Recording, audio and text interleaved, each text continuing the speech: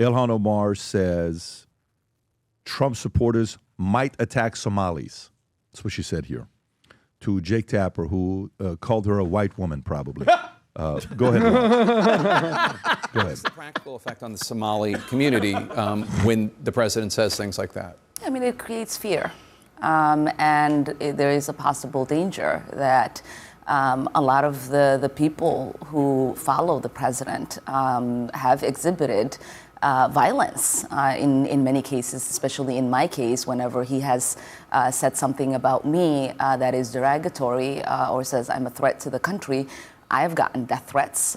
There's so many people that have been incarcerated over the years that have been encouraged by the president's words. And so there is fear for Somalis, not just in Minnesota, but across the country, that some of these people might attack and harm them. Okay, Vinny, thoughts? Well, one of the guys caught, well, first of all, I'm going to get to the part of me just not being happy with what bothers me the most about this entire Minnesota Somalian fraud terrorist, Ilhan Omar, Waltz, the mayor. Rob, if you could find that video of the mayor eating food in a restaurant with them to show how much he loves Somalis, he looks like he's gonna throw up because he's playing with the food and trying to bury it, and he's like, oh, he's one of the biggest beta males, bowing at George Floyd's casket, speaking and worshiping them because, in my opinion, they're ill. By the way, Pat, this is him eating at a Somalian restaurant. Does he look like he's enjoying this meal? Play this video. Look, Look at this. The other guy on the right is like, you don't know what you're eating. There's probably bugs in there. Look at this guy. Look, Pat, he's playing with it and burying it. You're not eating that, Is bro. he a white guy? He's white. Rob, he's A real one. Wait, Jacob Frey. Jacob is Frey. he really white? He's white. Yes, white. yes, yes. He's not yes, Muslim. Yes. No, He's a no, white. he's a He's white, yeah. white. Stop it. I'm dead serious. He's the one that tried to speak Somalian to them. He panders. Are you doing he a Jewish? Jake No, Tapper no. thing, or Z. is this? No. This is the guy from the Democratic Party up there He has a mask in whose his photo. job, Pat, is to work with the Muslim community, specifically the Somali community, and to ensure that they vote Democrat. That's his job. So what he's been doing, Pat, is out there pandering, trying to talk Somali, going to photo ops like this, eating their food at cultural events. And guess what? There are people that have worked with him and said, what we ended up with was far worse. They know about the fraud. They know about what's going on in the insurance frauds. And they're like, hey, we befriended these people. We went to get their votes and everything, and now suddenly we're implicated because we're photographed with them and we're places with them on what's going on. But that's his job. He's the Democrat operative who is like the ambassador to Somali. Go get those votes. Okay, so let me read this, and I'm going to come to you, Tom. So what did Ilhan Omar know about the billion-dollar welfare fraud case in her Minnesota district? Rob, this is a New York Post. Is this she's been asked about it? Yep. Okay, go for it. Any light on why the fraud got so out of control in Minnesota? I think what happened is that, when you have these kind of new programs that are designed to help people, you're oftentimes relying on third parties to be able to facilitate. And I just think that a lot of the COVID programs that were set up, they were set up so quickly that a lot of the guardrails did not get created. She's blaming the guardrails. And they're new. Not being set up for the $1 billion fraud that happened there. Can you wrap that around your mind, Pat? And by the way, one of the men that was caught in the feeding our future mess was a Somali restaurant owner named Abdifatah Ahmed. He ran Safari Restaurant in Minneapolis. The spot claimed that they were feeding thousands of kids every single day. The numbers were so wild, Pat, like if it showed up, people would be stacked. Like you wouldn't be able to fit in the room. So investigators said that the restaurant pulled in millions through the program, and almost all of it was fake. The money was pushed through friends, family, shell companies, luxury purchases, and overseas accounts. And as we're finding out, some of these terrorist groups. So if you think about it, all these people, everybody that's involved, Tom, what bothers me the most, and I know you have a lot to say about this topic, is these people, you're coming from a third world country, okay? And the fact that you're being ungrateful to the greatest country in the world that's bringing your ass here, and you don't show up, you don't speak the language, you don't assimilate, all you do is bash the country that is opening its doors to you. You bash the president, you bash the followers who are us, okay? And then you steal $1 billion, and then you're gonna sit there and be like, well, you guys should have set up the guardrails. No. And listen, The old Trump was back when he's like, nope, it's garbage. They're coming from a country that doesn't have any freaking government, and you're going to come here, show some gratitude. And I said this before the podcast started. You know what, Ilhan and your whole freaking Tim Walz and all these people, if you'd shut your mouth about the president and you didn't talk all the crap that you've been talking for all these years, it might have slipped under the cracks. But you keep talking at the freaking, the beast, and guess what? The beast turns around and looks at you. And now I hope to God they have all these people that get accountable. And I have a feeling she's involved, Tim Walz is involved, and Mr. eating the bowl of whatever bugs that he was eating, he's involved. Tom. So Joseph Thompson is the U.S. attorney from Minnesota, and he's been facing an uphill fight. He's been faced with obfuscation, people refusing to cooperate, but this is so widespread. And by the way, they're covering for each other. People are covering for each other. Tom. But it's been so widespread.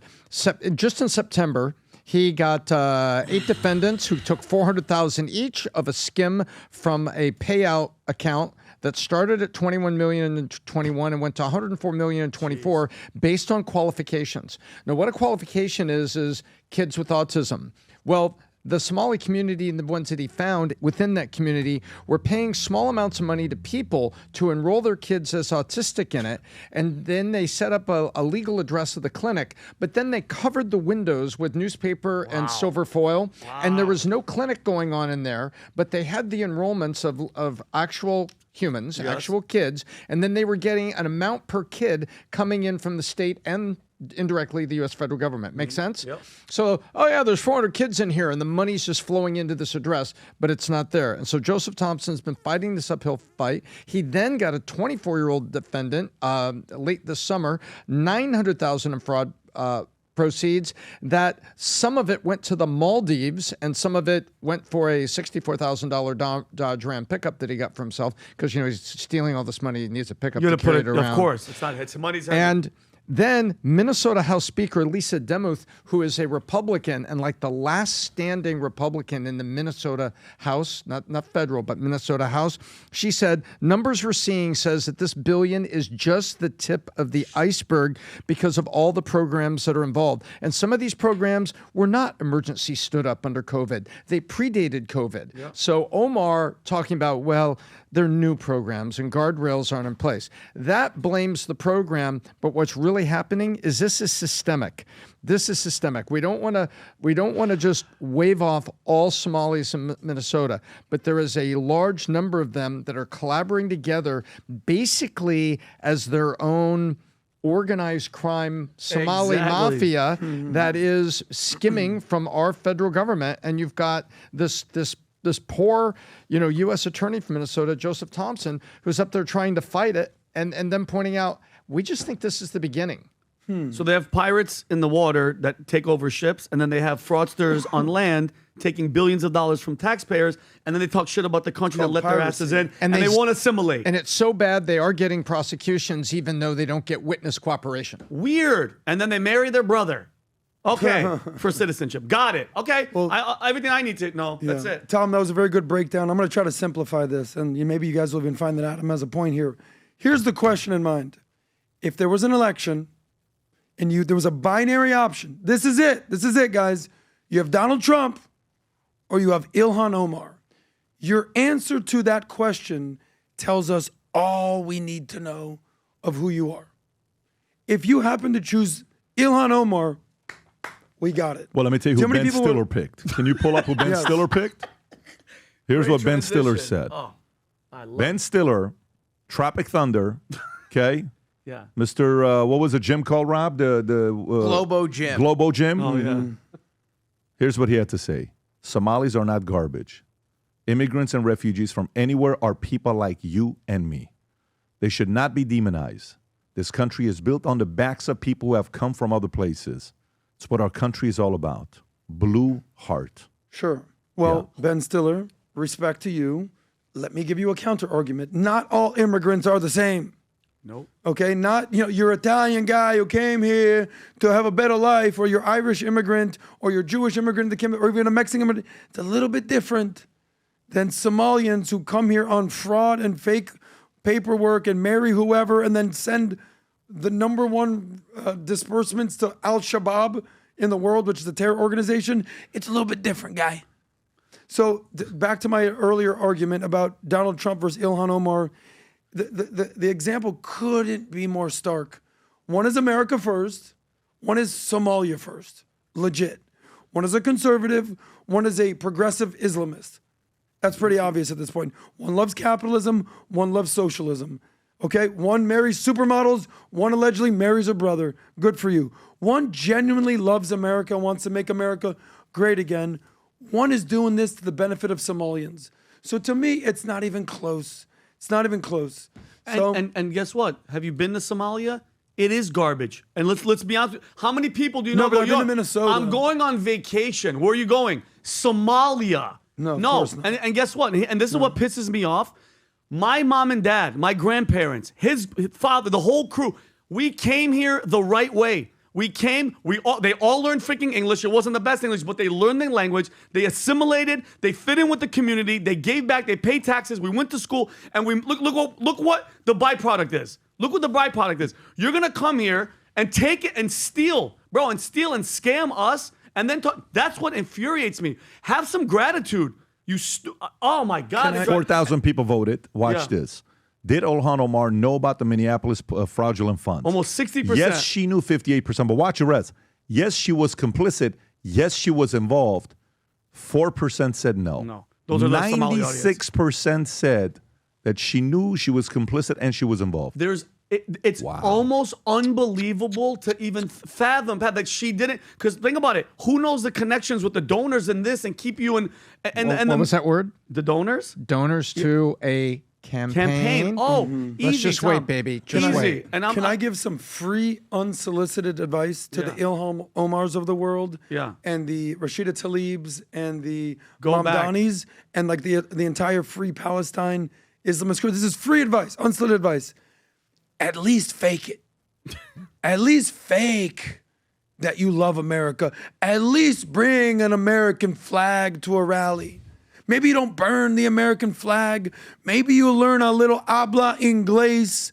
Maybe you fake that you love it here in they America. hate it. She hates Maybe you don't like have a rally, put on a fake hijab, put on the keffiyeh, burn the American flag. Maybe you don't like blatantly hate America. Maybe. Yeah. Maybe you're like, you know what, guys? I think they're onto us. Yeah. All this death to America, death to Satan, burn the flag. Maybe we've oversold our hand here. Maybe we fake it. Exactly. But they can't even do that. She could have answered that question. You know, I think you're speaking about a few people that may have manipulated a federal program, and those people need to be brought to justice. The Somalians that are in Minnesota, they appreciate the assistance they're giving at this time of their life. They appreciate it, and they should follow the program as written. And I understand what you're trying to say, but I think to and then go after it, to push on all the people is wrong-headed. The people that have done wrong need to face justice, but these programs are helping people that need it. That's all you have to say to fake it, to Or your just point. say, hey, listen, we are so grateful for America to take us in. We're so happy to be here. This is the greatest country in the world. We love it here. We want to assimilate. We want to be a part of this. Instead, skirt, you hear America is a white colonizer racist. It's a 1619 project. Everything about America is, it's like, then why the fuck are you staying? Go back to Somalia, and homegirl. they don't even hide the attitude of we're here. We're like Wajahat and all these people are like, what are you going to do? We're here, gonna we're take your queer, women." have no fear. And guess what? If you are in the Muslim community, and guess what? We have Muslim friends. We're not going to play that game. But you know what? What type of look is it when people? This is your opportunity. You come to America. You go to freaking Minnesota. Let's see how the Muslim community is going to treat that place. You're not speaking English. You're stealing money. You're sending it to fucking terrorists. Like what? What are you doing? And then you wonder why people are kind of scared. Like, wait a minute, these people are taking over towns. They're buying mosques in Texas. Oh, really? Look at England. Look over the pond. And they're content creators. They're peers. They can't even admit what's going on. We don't even get into the freaking Pakistani rape gangs, which it's disgusting. This year for Merry Christmas, the hat we announced last year sold 3,000 like this within a couple days.